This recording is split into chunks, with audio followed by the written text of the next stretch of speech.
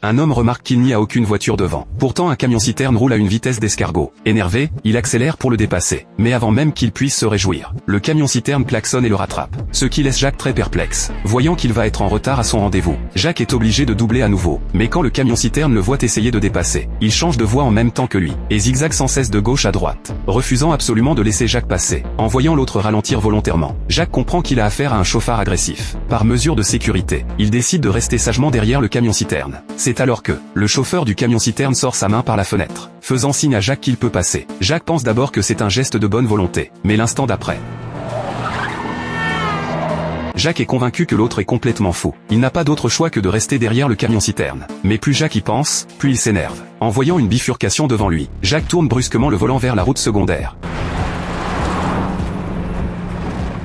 puis accélère à fond et réussit à le dépasser. Il pense enfin s'être débarrassé de ce camion-citerne agaçant. Mais après avoir roulé un moment, il allume joyeusement la radio pour l'écouter, quand soudain un énorme vrombissement retentit. Jacques regarde précipitamment dans son rétroviseur, et voit le camion-citerne foncer vers lui. En voyant l'autre klaxonner sans arrêt, Jacques appuie sur l'accélérateur pour l'empêcher de passer. Mais il sous-estime la puissance du camion-citerne. Même en accélérant comme un fou, le camion-citerne le rattrape facilement. Au son des coups de klaxon, Jacques se met en travers de la route pour le bloquer, ce qui pousse le camion-citerne à percuter sa voiture. Soudain une violente poussée le projette en avant. Jacques est complètement terrifié. Réalisant que l'autre chauffeur ne plaisante pas, Jacques s'agrippe désespérément au volant, craignant une nouvelle attaque. Heureusement une aire de repos apparaît devant lui. Jacques fait aussitôt un dérapage vers le bas-côté, bien que le camion-citerne ne l'ait pas suivi. Son cou est blessé à cause du choc.